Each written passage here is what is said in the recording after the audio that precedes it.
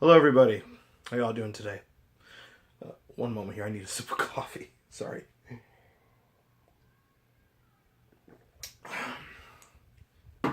Sorry about that.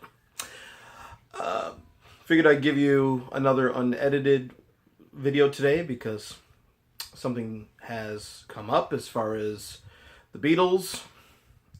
Bit of news or gossip, whatever you want to call it.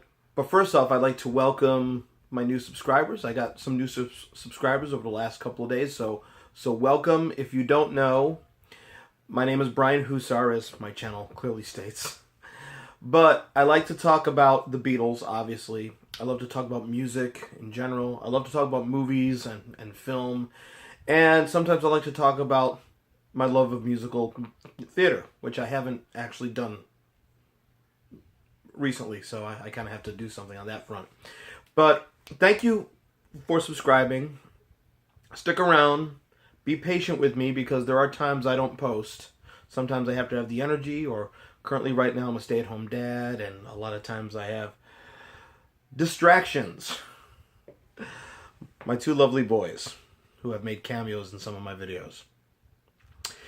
So, if you haven't heard or read, Ultimate Classic Rock magazine posted an interview with Paul regarding the release of Let It Be. And this is a recent interview. I think it was just done, actually, where he said that it could possibly see the light of day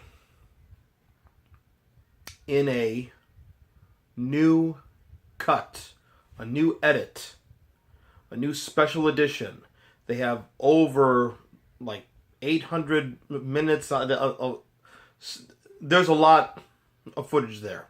And there's talk about re-editing the film to be a bit more joyous. Now, before I go further, I need to say right here that this isn't Paul McCartney usual, I want to put this out to rewrite history bit.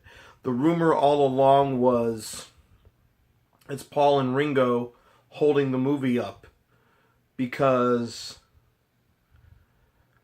they don't like how negative it is. It turns out, and the cinematographer on Let It Be, by the name of Tony Richmond, he has also said this. The film is being held up by Yoko Ono and Olivia Harrison. The both of them are upset with the acrimony in the film, and they don't want the acrimony out there. And I guess there's a lot of footage. Some of it joyous, some of it far more negative. So it hasn't been Paul all along. And Paul even said last year he would like it out. He said, and I quote, "You would think I wouldn't want it out because I don't come off too good in the film." But it turns out it's Yoko and Olivia. It's Yoko and Olivia who are pushing if it's going to come out, it should come out without the acrimony. Now, I've heard the audio because there's audio to go along with Paul's comments in the article.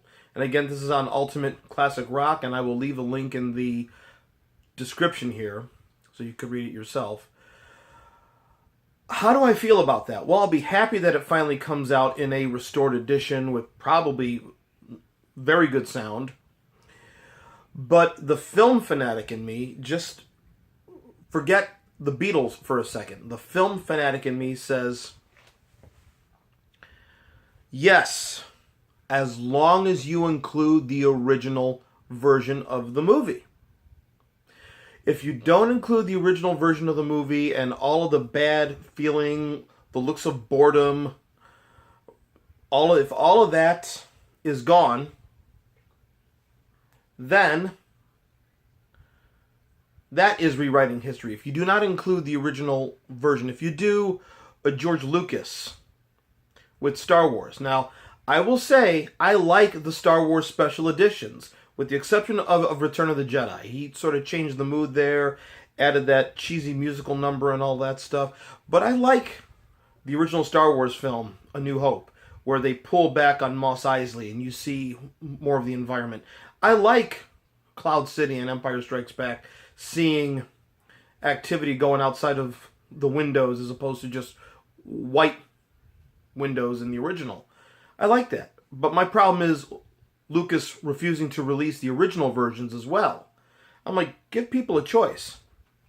That will be my problem with this, if they're going to take it and totally change the mood of the film.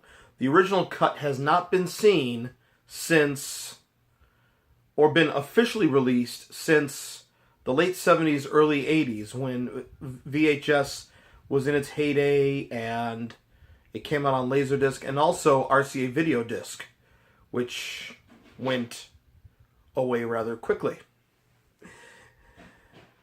So the original has not seen the light of day, and they've been saying that they were going to release it. They restored the original footage during the anthology. It's been done. The original 60mm negative, pre-35mm blow up. So I'm all for having more footage from those sessions. But I'm not for rewriting history. And in this case, I'm sure Paul could put his foot down and say, no, I don't want this, the original cut, which then it won't see the light of day at all. But I'm sure also because of the sensitive issue that the widows of John and George are expressing, I'm sure he's got to say, all right, well, I got to go along with it. But surprising to me is that the widows of the two most honest members of the Beatles, John was honest in the moment, and then he would change his mind like an hour later. George was always honest.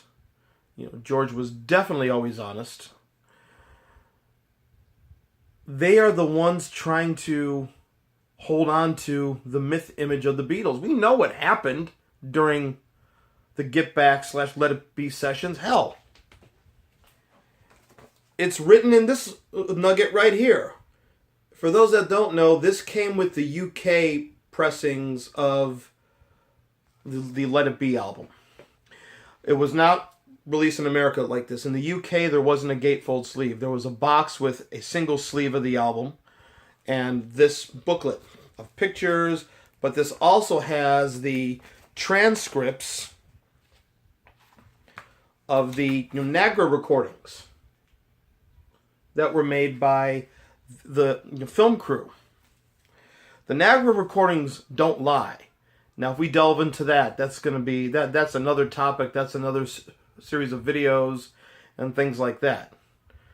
But we know what happened. Beatle fans know what happened. And I'm not for having a sugar-coated version of the Beatles' history nowadays, maybe for a younger generation. In fact, it could kind of show younger bands what not to do so they don't break up. It could be a great lesson for younger bands. So I'm not for this, but this wouldn't be the first time the Get Back, Let It Be sessions have been sugar-coated I can't talk today, or be rewritten for history by two of the honest members of the Beatles. When the sessions originally began, John told George Martin, we don't want any of your production bullshit. We want this to be honest. Honest. So Glenn Johns compiled 2 albums, and they've been bootlegged, and they were too honest. So then John and George bring in Phil Spector to reproduce the album without notifying Paul McCartney, and he puts strings and choirs over Long and Winding Road, and John defended it. Well, what happened to the honest recording, John?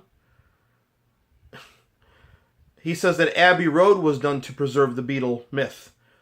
So was Let It Be. But that's another story. But I'm going to include a link here to the Ultimate Classic Rock article. And have you heard about this? What are your feelings about this? I welcome your comments. And until we meet again.